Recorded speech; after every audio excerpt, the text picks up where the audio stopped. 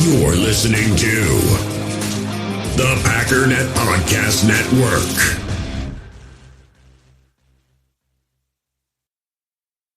U.S. Cellular has noticed the way we use our phones has gotten ironic. We try to put our phones down for dinner, but the menu's on a QR code. That's ironic.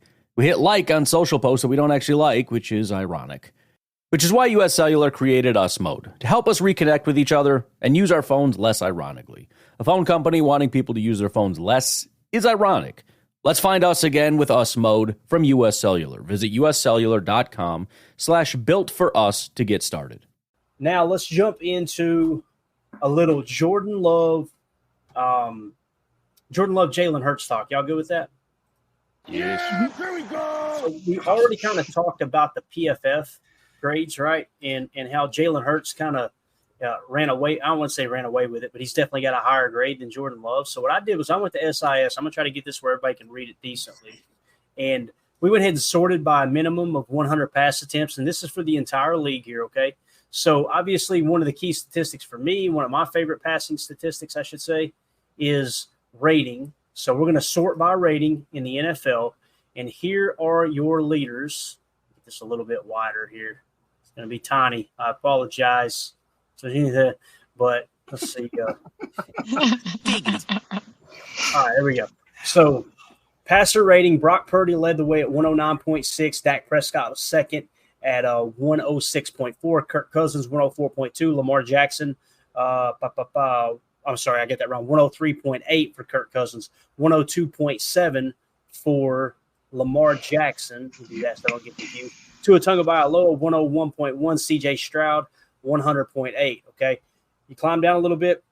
Jordan Love had a rating of 96.1. All right. And below him, significantly below him at 89.1 is Jalen Hurts. So as far as the passer rating, right, Jordan Love had the edge there. Okay. Another key statistic, in my opinion, is the accuracy. All right. Let's start with completion percentage. You're going to find on this list Jalen Hurts at 65.4% and Jordan Love at 64.2. So Jalen Hurts converted, a higher percentage of his passes than Jordan Love did. Now, when we go catchable balls, this is balls in the vicinity, right? Deemed catchable. Jake Browning, don't know who he is, but my goodness for the Bengals there, sir, 91.7, fairly accurate, right? But if you climb down here, you're going to see that Jalen Hurts was at 86.2 and Jordan Love was at 84.9. So you're already seeing this theme, right? Jordan had a better rating, but it seems like Jalen Hurts was more accurate with the football. Now, if you went second half, it'd be a different ball game. We talked about that over and over and over. But Jordan was pushing it down the field those first half of the season. Wasn't connecting on all of them. And we're going to try to get to that here in a second, too, as far as yards in the air. I think I can pull that up, too.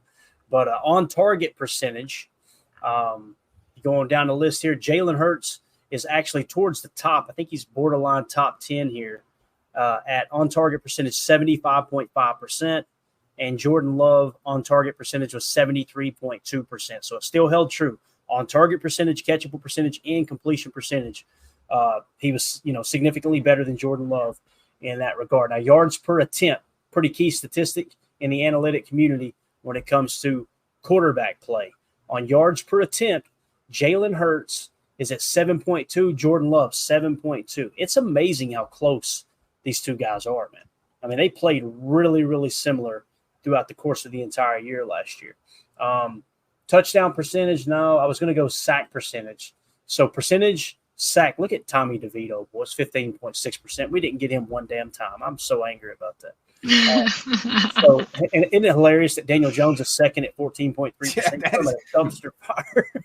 That's wild. Hey, this makes me a little bit happy right here. Now, he only played 230 snaps, right? But Ryan Tannehill was sacked 11.9% of the time. Emilio, we might see some sacks down there in Nashville, sir.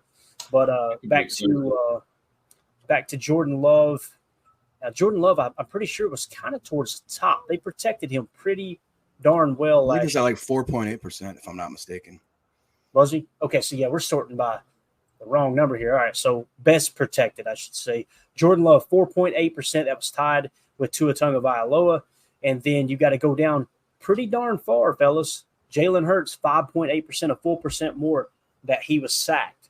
Now, many people look at that and go, okay, is that because he was holding on to the ball? Is that because he was pressured? I think we've got pressure percentage over here too, which is going to be a little bit difficult. We have to go a little bit wider here for y'all, and I'll read it off for you. But pressure percentage, as far as how often they were pressured as a quarterback, least amount, Jordan Love was what? 1, 2, 3, 4, 5, 6, 7th at 30.8%. Only 30.8% of the time he was pressured. And you go down the list here to get to Mr. Jalen Hurts, 38.1%. What you're saying is Jalen Hurts, more accurate passer, Love higher rating, and he had significantly more pressure on him last year too. We might be able to actually get after Jalen Hurts come Friday night. So without a Kelsey in the middle. Yes, it's gonna. I'm telling you, man. I'm glad y'all keep pointing that out because I keep forgetting, and that he might have been the. I mean, he might have been the glue that held that whole thing together. You know, we don't know. Yeah. Did they add much? Did they add much to their O-line this year? They tried to replace him. I think they replaced him with the center that Jason Kelsey actually helped them pick. Like they when they were drafting 2 years ago, I remember this specifically being talked about on podcasts. The coaching staff and everybody went to Kelsey like, you're going to be the center till you retire. But we're looking to draft your replacement. When are you looking at retired? He gave them kind of a roundabout date or year, I should say, and he actually helped them scout centers to replace him. So I don't know who I don't know who that center is, but they definitely got the guy that Kelsey felt like was probably the best one in the draft that was available at the time, it sounded like. So there you go. Now, if we were to go to value, we could kind of take a look at this real quick. Let's go points earned per play. And obviously, the higher the number, the better. We zoom in here.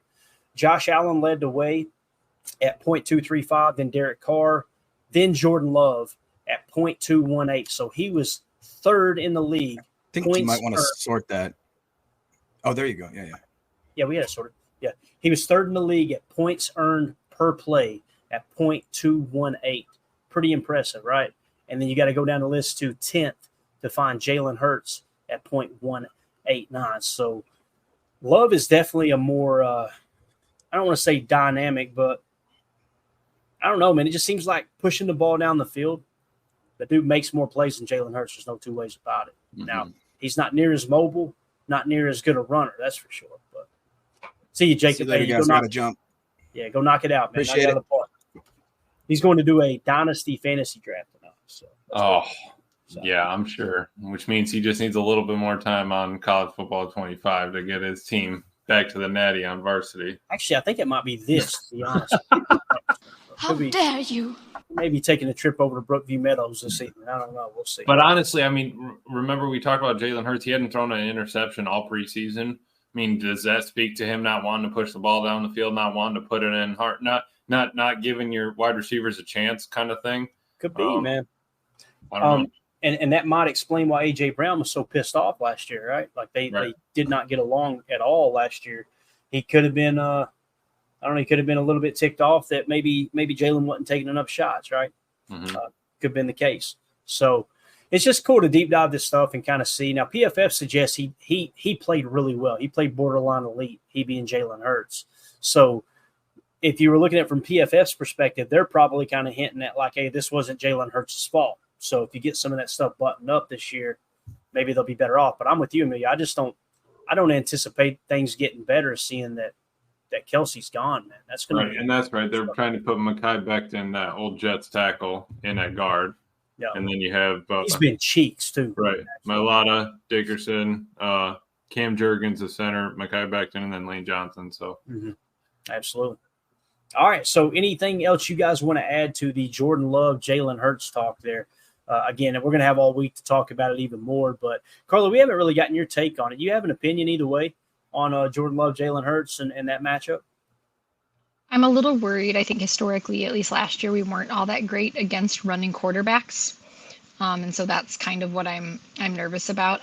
Part of me wishes Jordan Love would use his legs a little bit more, make them a little more afraid of him. But I know he has to, stay within the scheme, and we don't want him getting hurt or doing anything crazy, like trying to leap over somebody or anything. But yeah, I don't know. I mean, obviously Jalen Hurts has more of a he's just been in the league longer. He's played longer. He has more seasons under his belt. So I feel like that will benefit him in these sorts of games where Love still just hasn't seen everything that Hurts has seen. And especially with the center play, if Jason Kelsey put his stamp of approval on a center, then I'm all for it. And I think we better not underestimate him.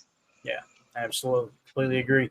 So if we just go to normal stats here rather than rates, if we go passing yards, Tua Tagovailoa led the league with 4,624 yards. Jared Goff, 4,575. Dak Prescott, 4,516. Josh Allen, 4,306. Jordan Love is in a number 7 spot at 4,159. Jalen Hurts finished 14th at 3,858 yards. So that kind of surprises me a little bit that he's that much lower, because, again, when you look at the PFF grade, it's pretty impressive. Now, if you go intended air yards, so how much did they push it down the field? Here's what you were talking about, Emilio. Jordan Love was second in the league at 4,597 air yards. Yep. So Jalen Hurts is sixth, 4,278. So that's our boy right here, Brian Pumper, the dude hopped in yesterday, the Eagles fan, said complete opposite, fellas. Nick Sirianni's answer for cover 0 was the go ball. We threw deep too much. That's what you're seeing here with intended air yards for sure. Finished in 6, right? So that definitely checks out, Brian. Appreciate you swinging back through, but love the profile pic. I think of that video every time I see it. But so if he gets a chance and you can keep an eye on the chat, I want to ask him, Eagles fan, what went wrong on those deep balls? Do you feel like they were bad throws? Do you feel like they were just good coverage? The receivers weren't separating. Under throw was a wide receiver gave up. Yeah, I'd like to get your take on that for sure. All right, let's see here. Let's go to touchdowns on the season. Jordan Love finished second with 32 with 11 interceptions, and Jalen Hurts finished 13th with only 23 touchdowns. He had 15 interceptions. So that makes me feel a little bit better. And I don't want to drag Jalen Hurts here. It's just wild, 23 and 15, and he has such a high PFF grade. Pressure pick, coverage sack. Yeah, that's get the pressure name of the game.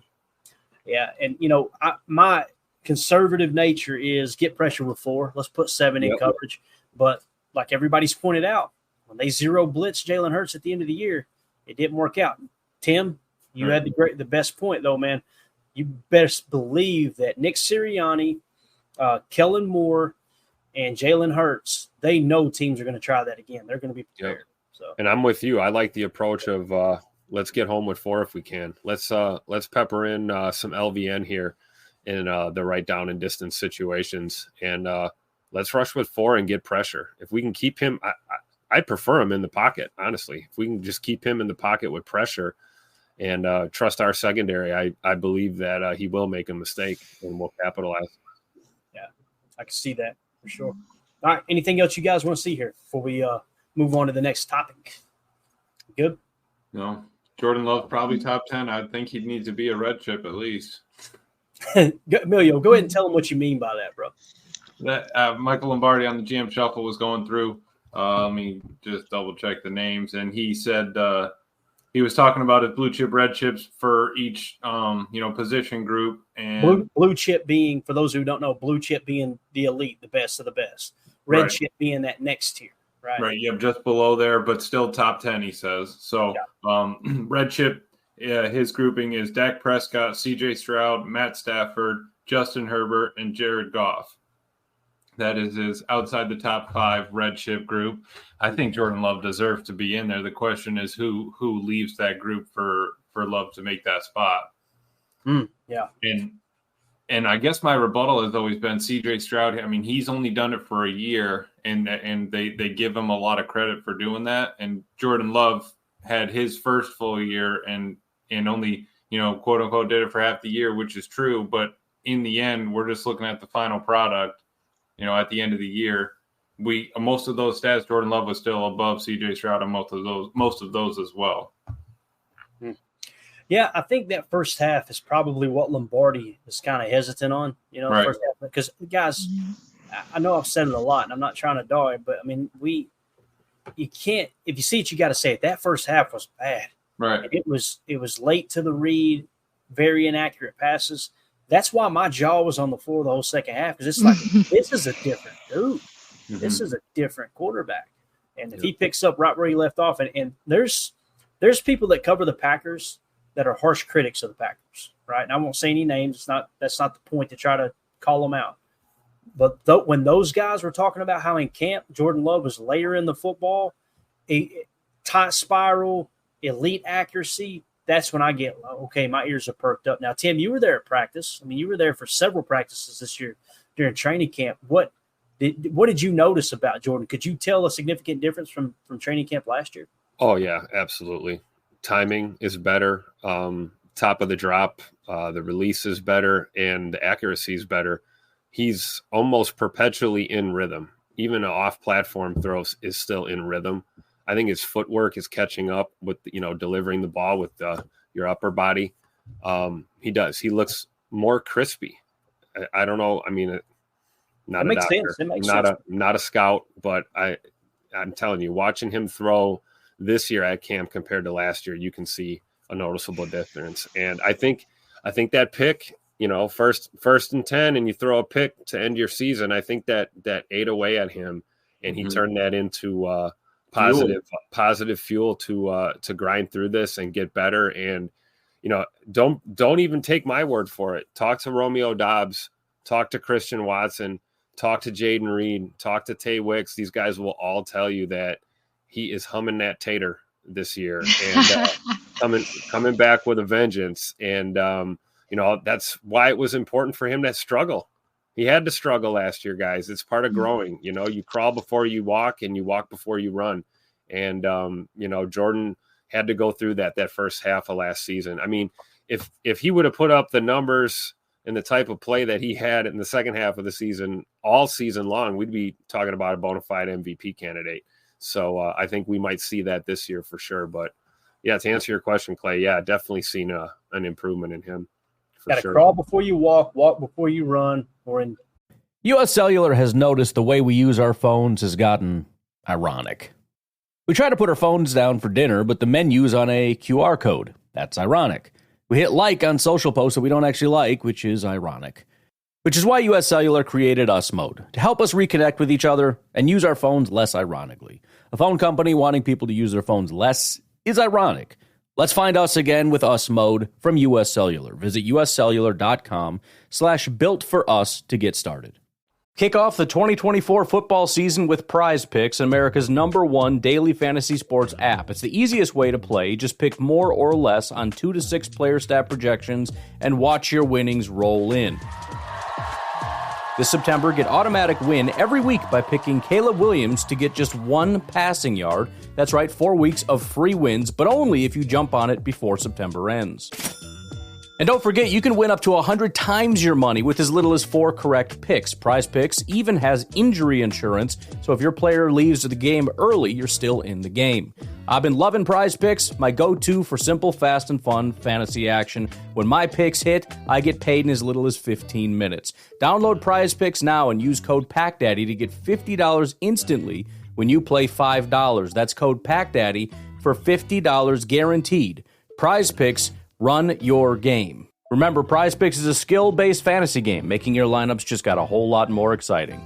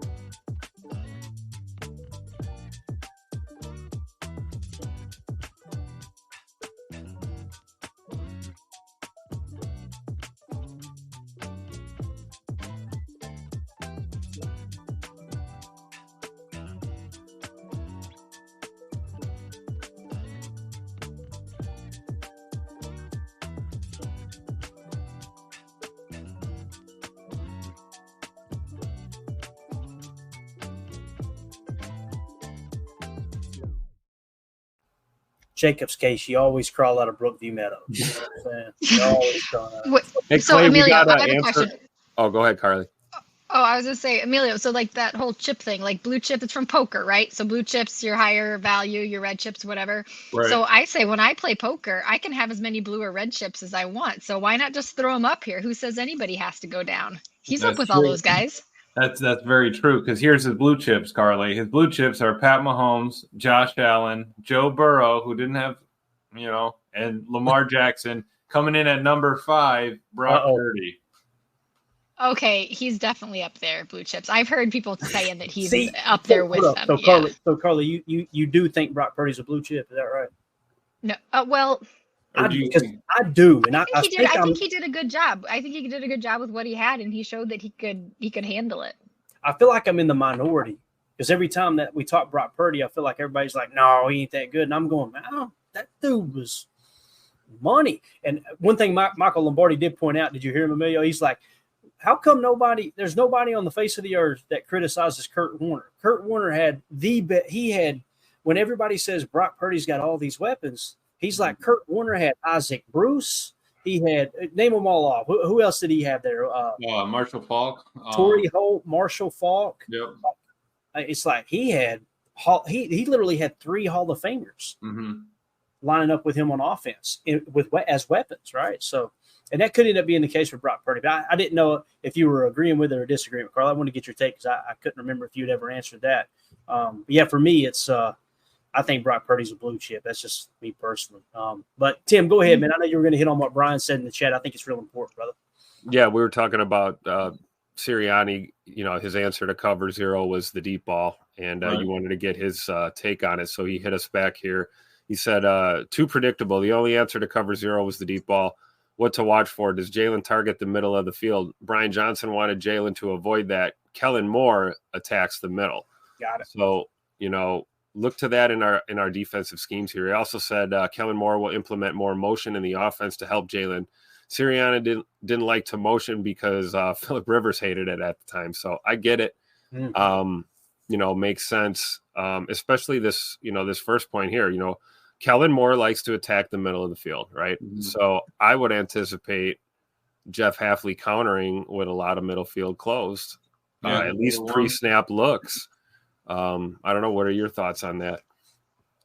Yeah, they play in a lot of 11 personnel for sure. Go ahead, Emilio. I was just going to say, looking at coming from BC, maybe some more cover 1 to do that. But is Jalen Hurts comfortable throwing in the middle of the field? Maybe he liked throwing in the middle more, but Sirianni didn't let him. So he was forcing him to throw out routes, fades, stuff like that. But we'll go ahead, Clay. Yeah, no, that makes sense. And here's the thing: if they were in a lot of base looks, Tim, I would agree with you. Middle field close. But if they're going to run a lot of 11 personnel, and they ran it more than any other offense in the league last year, that could change. We've all talked about it. But if they go 11 personnel and they go dub sets where you got a 2x2 set, you want to play shell coverage to protect the middle of the field in that regard, right? But again, if you're going 0 blitz and that's going to be the way we attack him, shell's that's out of the picture. You're going aggressive, cover 0. Yeah. I don't think we're going to go cover 0 as often as some people think. But I understand where they're coming from because that was definitely the blueprint to beat the Eagles last year. So, it's gonna be interesting. Thank you. It's a different team, man. It is. Mm-hmm. Go ahead, Carl. What do you got? I'm just gonna raise my hand when I got a question. This works great. So for us people that are still learning all the X's and O's, why is the deep ball the real only answer to cover 0? Because with cover 0, what it means is there's no safeties deep. In a cover 0 look, it's man coverage across the board, and everyone who doesn't have a man assignment is blitzing. Mm-hmm. Okay, so there's no one deep. Take your shot, right? Yeah. It's going to be a one-on-one, and if you've got time, find the guy who's open, right? If not, then you know where your shot plays are, and it's a 50-50 ball. You take your shot, right? There's a pro and con to every type of defense you run. Cover 0, the pro is you can get pressure on that quarterback quick. The con is they can hit you for an explosive. You could get burned. Yes, big time. Right. But, it's still – even running cover 0, you could still hit a quick slant, and that could be your explosive. Oh, yeah. It doesn't have to only be a 40-yard bomb, fade shot. If you can hit that inside slant or, a quick bubble and he makes, one tackle miss or something, it's over.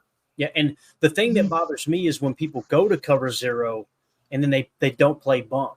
Like you're defeating, you're giving someone 7-8 yards cushion. They're going to hammer that slant. They're going to run a little smoke route, a little bubble, and it's off to the races. And you're trying to throw timing off too when you're in the bump. If you're running cover zero and they're on a timing route anyway, you might as well be in their face and try to throw that off. So bump just being so close to them that you're just gonna you're basically, is that what that means? You've got 5 yards that you can make contact with the receiver. So the go with what we call bump and run, it's also known as press man coverage. You're actually you're taking your hands and you're stabbing them in the chest and you're trying to reroute them and make it difficult for them to release off the line of scrimmage, essentially.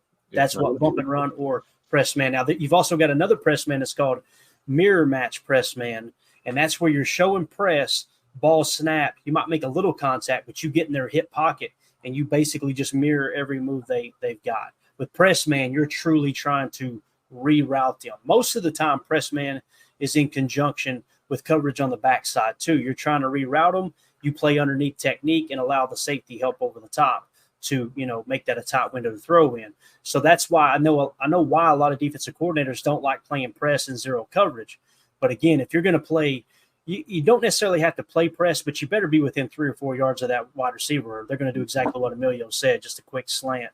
And a slant, a drag, a sit, anything, smoke route. And I think if my number is right, that Ja was 14th in the league last year at press man, or in man coverage opportunities. I like what Omer is saying here. That press coverage kind of caters to Ja, Stokes, and Valentine's skill set. So that's why if Hafley can teach him those habits, the techniques, I think that's really going to help. It does now cater to Jair a little bit. Jair's been known to want to play off the line, off the man, and play with his head and his feet rather than hand fighting, which makes sense. Ja is a smaller stature quarterback. You're going up against big receivers. But I'll tell you what's interesting. You talk about the difference between camp from this year to last year. Watching Coach Williams work with Jair on playing more physical and close to the line versus seeing Coach Ansley working with Jair and the way he's planning on playing some of this press coverage or this bump and run or whatever closer to the line than usual. I think he's combining all those attributes. And I agree with Omer's statement now. I think full circle, I think this does cater to Jair's game because he's added a little bit more tools to his tool belt when it comes to playing corner. And I'm convinced he's gonna be a force to be reckoned with this year for sure. Mm-hmm. Definitely. All right. And again, Brian, thank you so much, man. He said we ran a lot of deep crossers and deep post routes. We went away from the slants, curls, zigs, et cetera. Probably see it reemerge this year, man. Yep. I would imagine. So good stuff, man. Thank you for the information, but I appreciate you swinging through. You add a lot of value to the show tonight. Yeah. Bring your friends. Well, yeah, we'll get Emilio. We'll get Emilio to cut you a check. He's got all the money in there. All right? You heard it from a fan right here. Let's do a quick injury report update real fast, and we're going to get to a listener question that's X's and O's. We'll wrap this big bear up here. So, update: Tucker Kraft is now on the injury list. Let's just go right down the line here. Edgerrin Cooper on Tuesday was listed as limited with the hip. He's listed as limited on Wednesday as well. Romeo Dobbs, hand injury, limited on both Tuesday and today. Tucker Kraft, back injury, was not listed on Tuesday, so he tweaked something in practice, I'm sure. He was limited today on the practice report, okay, or the injury report, I should say. Marshawn Lloyd, hamstring, did not participate on Tuesday. He did participate in a limited fashion on Wednesday, or at least was listed as that, okay? So why do we bring that up? Matt LaFleur mentioned this was a part of the plan, right? Him sitting out yesterday. So it sounds like he's trending in the right direction. We might see a good little dose of Marshawn Lloyd, which would be absolutely awesome. Carrington Valentine, hamstring, limited on both days. Emmanuel Wilson with the hip injury, limited on both days. So the big change there, Marshawn Lloyd returned in a limited fashion. Tucker Kraft is now limited at practice with the back. Again, the fact that he's limited, though, I don't worry too much about Tucker Kraft there. I think that was probably more precautionary than anything. Anything you guys want to add or comments on the Packers injury report there? Yeah, just keeping in mind the highlighted part there. They didn't practice. Nobody practiced today. So, limited designation is like a carryover thing. And I'm 100% co-signing what you said, Clayton. Tucker being limited with something with the back, I would fully expect him in uniform, in pads, come Friday night. It's just a matter of how much are we going to see him? How many reps are we going to see? Kind of like Marshawn Lloyd too. Hopefully we get to see him carry the football a little bit, but it's kind of a crapshoot. At least we have nobody that's ruled out already, so it looks like all these guys are going to be good to go, hopefully. Yeah, definitely. On the Eagles side, obviously, A.J. Brown, Landon Dickerson, Isaiah Rodgers, and Devin White were all listed on the practice squad as limited on Tuesday. On Wednesday, A.J. Brown and Landon Dickerson both upgraded to full participation. Isaiah Rodgers is still limited, and now Devin White did not participate. He's listed as out, so he will not play Friday night. We already kind of hit on that a little bit there. So that's your injury report for the Packers-Eagles game coming up Friday night. They're going to do a walkthrough tomorrow. We'll probably get another injury report just like the one that Tim was talking about here. Again, they did not practice today, but they try to do this for information purposes. Hey, if you did practice, would they have practiced? That's basically what it means. So right. There is your update on the injury report. Anything else y'all want to add to that? Any questions, comments? Then we'll move on to this listener question.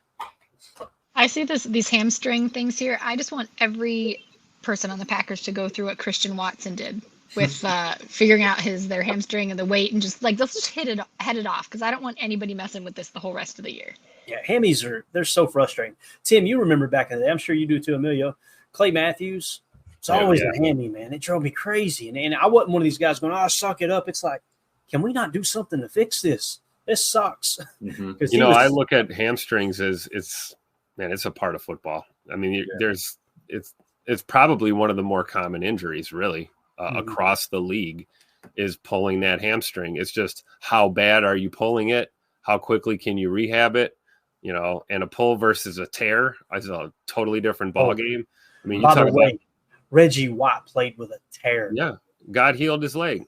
I mean, he did. That's what he said. God healed my leg, and he was able to go out there and play that Super Bowl. And but yeah, that was the Iron Man era of football there for sure. But you talk about Clay Matthews. I mean, he had hamstring issues from his last year in college, I believe, and then kind of worked back, got to the NFL here.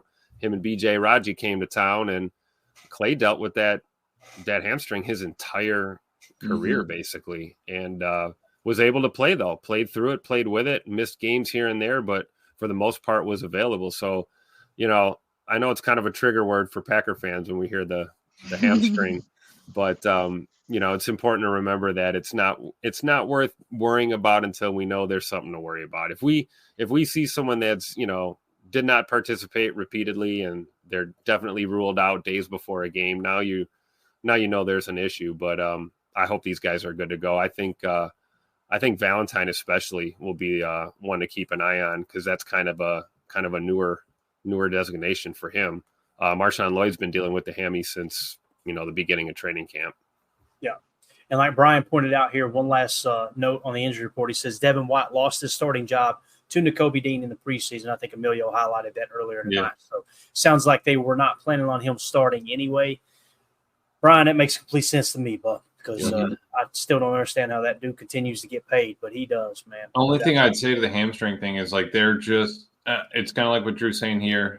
He said it's easier to build muscle than stretch a tendon. I think sometimes they are so like muscular that we need to stretch. You know what I mean? Like I still in the morning, you got to give it the 10-minute stretch, or you're going to be hanging over the walk behind by hour 4. So Emilio, you dressed like my buddy Scott at the birthday party the other night. Yeah, exactly. Right. So one of my good friends, man, I gotta say this. We had a surprise. I couldn't say it on the pod because Mandy watches the show, but we threw her a surprise birthday party downtown here in JC, and we got a nice little loft area, pretty pimp building. Yeah, it was sweet. So we got plenty of floor space, and we did an 80s theme party, right? So everybody dressed up like it was the 80s. So my buddy Scott messages me a couple of days before. He said, "Hey man, quick question." I said, "Talk to me." He said, what's the most outrageous thing I can wear to this party? And I said, Richard Simmons. And he said, say less. That's all he responded with. So he showed up in short shorts, tight shirt, had the wig, everything, didn't he? He came in with a couple of 1 pound dumbbells. I think they were half a pound. They were like these hot pink half pound dumbbells. And he was just pumping them all night long, man. Sweating to the oldies. Dude, Scott brings the juice, man. I'm telling you right now, if you're throwing a shindig, you get Scott out there and go, Scott, man, pump some life into this room. He's got you. He's your man. Oh, 100%. It was a blast. So anyway, it was so hard. It was a couple of times like, yeah, we're going to dinner Saturday night. That's what I kept saying on the show. But anyway, here was a question from a listener we got on the text line. It said, greetings from Scotland, Clayton. My name is Nicholas. I have a question if you can find time to answer. You mentioned, quote, walking out defenders in Vic Fangio's defense. What did you mean by that? Thank you for all you do, sir. And I just said, thanks, Nicholas. Actually, my family is traced back to Scotland. Got a lot of Scottish blood in me from the Bailey side. And, they actually I traced it all the way back to Scotland in the 1600s, which is kind of cool. They came to America in the 1600s. But anyway, thank you so much, Nicholas. I'm going to do this real quick, just a quick little easy chalk talk if we can. If I can get this to zoom in enough here. Y'all can see that pretty good, can't you? That's pretty good. All right, so – again, I want to disclaimer. We don't know if Fangio is going to play his traditional defense, okay? And when we say shell coverage, this is what we're talking about. You see these safeties back here, right? 2 deep set, okay? So you got a 2 deep shell look, and when you play quarters coverage, typically what happens, if you're going in a dub set, that safety will be cheating a little closer to the sideline here. If you were playing a quarter zone match coverage, what it means is if and then. If the X goes vertical, right, then this becomes man coverage with the corner, okay? And they'll have a threshold. They may say 6 yards. They may say 8 yards. They may say 10 yards. That's where it breaks off, okay? So let's say if the X runs a shallow cross here, what the corner will probably do is he'll sit in a hook zone and look to pick someone up coming out of another zone, or he might even attack the flat if the running back attacks the flat. But if this X goes vertical, that now becomes match. That's man coverage, okay? So that's what we mean by zone match coverage. Same thing with all the guys across the board. This is what we did a lot of with Joe Barry, although we showed a lot of single high look, but we were still playing zone match most of the time, all right? So if you're in the shell look, the one way to attack this is to run the freaking football. You got a hat on a hat if you run the ball, right? You got 5 offensive linemen and a tight end. You've got 6 defenders here. That leaves the running back one-on-one with someone if everybody holds their assignment. So you want to run the rock. But if we're passing in this situation, think of this being zone match. This is what I mean by walking out those defenders. If you don't run a go route here with the Z, that corner is going to be able to sit underneath and not only take away the Z, but probably play this flat here. The play that I drew up, and this is just one of many examples. I didn't show the 3 verts with the drag underneath like I had mentioned on the previous pod that I'm sure Nicholas was talking about. But if you run this play here, this is called 11 guns dub, David, Y chip, and it's actually Y arrow, but it's a chip, Z go, T angle. What that means is the David concept is a dig post, okay? Your 1 is going to run a dig anywhere from 8 to 12 yards, depending on what the coverage shows. Your slot or your number 2 on that side is going to run a post route. Now, you notice I've got more of a hybrid crosser or climb with the post there, but essentially you're accomplishing the same thing with the post route. On the other side, you got the arrow route from the Y. Notice chipping the left end and then hitting the arrow route out to the sideline. The Z is just a go play, and you got a T angle underneath. What we mean, Nicholas, when we say walking those guys out is what's probably happening on this play is if you're in a traditional zone match look, is the safety has the number 2 on the match. What that means is if this number 2 or the slot in the situation breaks that threshold of 8 yards, 7 yards, whatever their threshold is on their specific defensive call in this match play, then that means it becomes man coverage. The safety's going to pick him up, and it now becomes man coverage for the safety, okay? So in this play here, specifically, what you're doing with the slot, you're breaking that barrier. Now it's man coverage, and you're going to try to attack the post. This safety has to be ready to cover man coverage this whole half of the field and pick up this slot once he breaks that 8-yard threshold, okay? So the fact that you could run that route, bend it out a touch, and then hit them with that post, you're going to have inside leverage there. Now, that's what we mean by walking the safety out. By doing that, guess what happens? You walk that safety out. He's now man coverage. You break that threshold. Now it's man coverage with the corner. The corner has got to play it with outside over the top technique as well, because he's broke that threshold and you got to protect deep. You hit that dig route underneath, you're off to the race. You're going to have a space right here if the will isn't in the way. Now let's hop over to the right side of the field. Same thing. You're going to be walking this zone match out with the corner to clear out for the arrow route.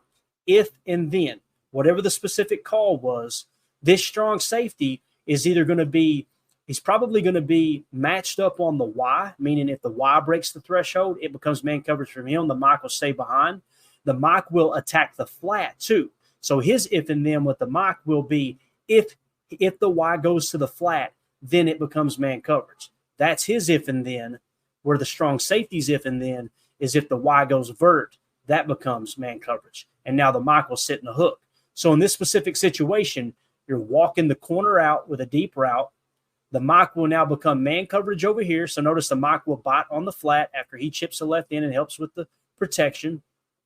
The nickel will sit in a hook because the slot broke, and now the free safety is going to be in man coverage here. He's probably going to be trailing because he's got to play over the top outside technique. The corner will be sitting in a hook, or I'm sorry, he'll be in man coverage, but he's got to play over the top technique. So you're seeing where your hole is going to open up. If the will does not fade back, you've got this dig route absolutely wide open across the middle. How many times we've seen them hit that over the years? That's what we mean. Even though this is a post route, you're still walking that safety out because you broke the threshold and they're in match coverage, okay? Now, with this safety here, if the Y does go here, guess what happens? The safety is going to stay at home because there's no reason to bite down in here on anything else. If the safety does bite here, though, however, look what's open, your post, right? So if your post is open, it's because the safety bit down. So if that happens, again, if and then they go to the flat, the Mike stretches over, the safety buzzes down, the dig of the David concept is completely off the table, but now you've got this climb post hybrid, second window throw we talked about all year long. That becomes open. So from Jordan Love's perspective, what he's got to read here is he's dropping back. Is it match? If it is, you're literally your side adjustment, you're going to be working this side of the field right here. You're going to be looking. You're probably going to take a peek at the safety. Is he buzzing? If so, all right, I need to buy time to hit that second window of the climb route or the post. And if the safety stays at home, then I'm looking to open up this window right here. You know how you open that up? You stare that wheel right in the eye, and you convince him you're throwing to that T angle right there. Now, if you misread it, here's the third layer to this read. If you misread it and that wheel is in is in spot drop and they're just playing traditional country quarters, guess what he's going to do? He's going to fade back here and cover this. You got to be quick and hammer that T angle, and you're off to the races with leverage there. So to answer your question, Nicholas, I know it's a very long-winded way of answering it.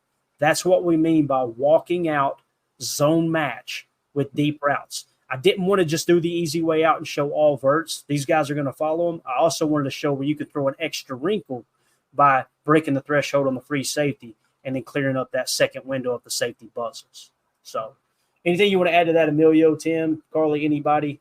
Questions, comments? Does that make sense? I probably sucked really bad at explaining that. No, I thought you crushed it right there. That's exactly it. I mean, I like what reminded me of that was the one where we bring Jaden Reed in motion. If you're looking at a TV copy, he comes, up the screen and he's like almost in the wheel route, and we have the post crosser, and then he kind of just under that David, basically that dig kind of was just right underneath there. But it was a deeper dig, but wide open because both the safeties carried with the deeper man, and it's just some people they would say, okay, what's the difference between a David and a slot cross concept? Let me show you. You see David here, right? Delete that. This would be slot cross. Notice the David broke out here at about the 10-yard mark. The slot cross would be more like this, right? That's the difference. So it's a true climb. Getting out in front of that dig, though. Yeah. Now, some people, we've talked about dagger. Matt LaFleur loves the dagger concept. I absolutely love it too. This is your dagger concept, okay? You're just going to run a go here with a dig underneath.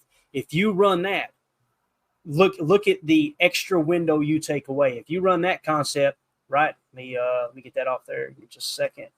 Where's my undo? Here we go. All right. So if you run that concept, the safety now picks him up in man coverage. The nickel's just going to sit here, right, in a hook zone. The will probably kind of sitting in a hook zone. If that's not there, you're screwed. If the safety buzzes now, guess what? You got the will playing sneaky, playing that hole underneath, right? Kind of playing that rack coverage. You got the safety taking the second window away, and all this space out here you didn't capitalize on. That's the true value and the difference of the David concept and the slot cross. Now, here's what's crazy. They're probably not calling David. They're probably not calling slot cross. They're calling choice. And these guys have to read that on the fly. When you break that 8 yard, if you get to the 6-7 yard threshold and you feel like the free safety's got his eyes on you and match, you got to get creative with it. And the quarterback receiver's got to be on the same page. Would you be mad if he ran a flag right now because the safety buzzed down? Or would you rather him keep running a fade? I'd be okay with a flag. Yeah. Just let me get a little inside look at your numbers and fire that thing upfield. There's a number of different ways you could attack it. And again, this was just showing kind of that Y arrow look because we've been breaking down with the RPO stuff here in Matt LaFleur's playbook and Bobby Peters' book he wrote on the whole 2023 Green Bay offense. They love that arrow route, man. They love firing that. They'll run a slant out of the Z off of that too and create that mesh point too. But again, I think that might be key. If you do come out in a lot of 11 personnel, I think they'll play a significant amount of 12 too. They'll play a more 11 than 12. But I think you got to be chipping. Remember Brandon Graham at left end? In this situation right here, you're only bringing a 4-man rush. If that's the way Philly's approaching it, then get that wide a chip, hit him on the outside shoulder, and give Zach Tom a little bit of extra help to be able to get out there square up on Brandon Graham. The part that bothers me is we talked about this. If this guy right here is Jalen Carter, guess what you got? You got one-on-one with this guard right here. And that's gonna suck. Is he your defensive keep me up at night player? Jalen Carter, absolutely, bro. He's the one you're worrying on the bus ride over the stadium. He's what they refer to as your Tuesday player.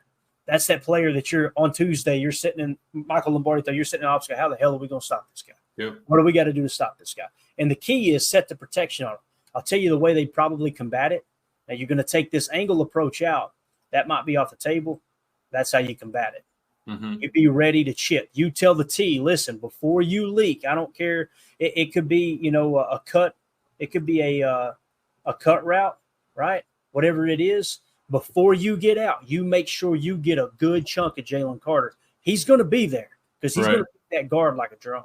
And they might even walk that T up, like to, sit, a yard behind the guard sort of thing. Yep. Right. Go ahead, Carl. Would that be like a role? And I know we don't really have like a fullback really, but like a fullback or I guess a tight end those are the roles that would do that because they really want to be able to move him to get him out of their way. Ideally, if you could convince them that fullback might be a threat to run or catch the ball, yeah, you would rather. Yeah. But see, when you put a fullback in that situation, that defense is going to go, don't worry about the run. Don't worry about him catching a pass. Because that's where Josh Jacobs is really, really tricky. Now, really, all you got to do in that situation as the running back is just get in the way. You got to, like you're saying before that release, you got Aaron Jones was a master at that. He'd get moved over there, he would chip the defender and then roll out and catch the ball and be ready in the pass game. And I think Josh Jacobs brings that to the table too. We'll probably see a lot of it. And I think Josh Jacobs is probably a little bit more physical of a running back too. So it'll be interesting to see how that goes. No block, no rock. That's right. I love it. That's my motto. That's like my motto now. I love it. I love it. What another thing too, like this seems very detailed. We laid out a couple of different choice route options there. We talked about trying to read the safeties. Are they going to be buzzing? Are they not? All those things. We didn't even there's a multitude of things we didn't even highlight here. Like Matt LaFleur is not going to just play set. There's going to be cheat motion all over the place. He's going to be using the heck out of cheat motion and that quick motion look. What I used to refer to as quick. It seems like the buzzword in the league right now is cheat. So we're just going to roll with cheat motion over quick motion. So, it's not going to be this cut and dry. And some people are looking at that going, that wasn't cut and dry. These football players are smart, man. there. All right. Anything else? We went way over. Tim's wife's going to kill me. I'll tell you that. She's probably going, Tim, you're no longer allowed to talk to Clay. Anything else y'all want to hit on before we get out? Yeah, 2 more sleeps till Packer football. 1 more sleep till NFL football. Kickoff tomorrow. A little AFC championship rematch, right? Was that we got Chiefs and Ravens? So man, it's gonna be a hell of a football is here. Football real is here. Quick. Fun fact, so I was listening to that Ross Tucker podcast. He was talking to the VP of the NFL, and he was saying that because we're able to play on Friday, it's because it's the first week of September, and the deal they set with with high school and college, all that, it starts second week of September. So I think he said this year and next year they have that option of playing a Friday game to start the season. Yeah, I heard that too. Actually. That was really cool.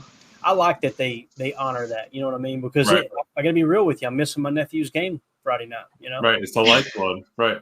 It sucks. And, Mandy looked at me like, "You sleeping in the yard?" So, hope y'all enjoy the post game show. I'm gonna be cold that night. And the Netflix Christmas games are going to be global. To Netflix subscription, so that's going to be kind of. I mean, that's kind of cool. I was wondering if the Peacock game was, but I don't think they didn't mention it like that. They did say that Netflix was going to be global. Is that starting this year? The Christmas games are Netflix?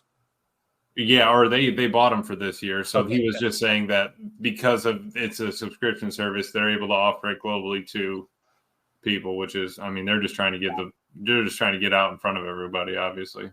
Got it. Makes sense. All right.